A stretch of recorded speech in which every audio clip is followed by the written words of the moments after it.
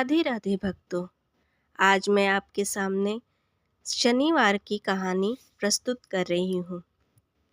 शुरू करते हैं। बोलो शनि महाराज की जय। एक बार एक राजा था। उसने अपने राज्य में घोषणा कर रखी थी कि दूर दूर से जो सौदागर बाजार में माल बेचने आए, अगर उसका माल नहीं बिकेगा तो राजा उसे स्वयं खरीद लेगा। यह घोषणा सुनकर सौदागर प्रसन्न हो गए। जब भी किसी सौदागर का माल नहीं बिकता तो राजा के आदमी उसे उचित मूल्य देकर सारा सामान खरीद लेते। एक दिन एक लोहार लोहे की शनिदेव की मूर्ति बनाकर लाया, परंतु शनिदेव की मूर्ति का कोई भी खरीदार नहीं आया। शाम के समय राजा के कर्मचारी आए और वह मूर्ति को राजा के पास लेकर गए। राजा ने उस मूर्ति को आदर के साथ महल में रखवा दिया। शनिदेव के घर में आने से सभी देवी देवता राजा से नाराज हो गए। रात के अंधेरे में राजा ने एक तेजस्वी स्त्री को अपने घर से जाते देखा। राजा ने उनसे पूछा, आप कौन हैं? तब वह बोली, मैं लक्ष्मी हूँ।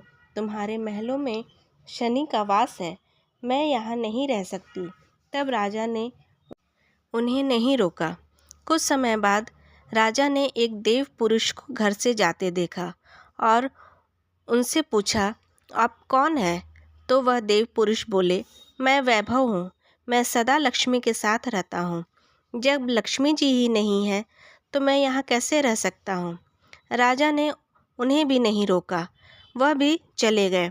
इसी प्रकार धीरे धीरे धर्म, धैर्य, क्षमा आदि सभी गुण एक एक करके चले गए। राजा ने किसी को भी रुकने के लिए नहीं कहा। अंत में जब सत्य जाने लगा तब राजा ने के पूछने पर उसने कहा, जहाँ लक्ष्मी, वैभव, धर्म, धैर्य और क्षमा का वास नहीं तो मैं यहाँ क्या करूँगा? अब राजा सत्यदेव के पैरों में गिर पड़ा। महाराज, आप कैसे जा सकते हैं?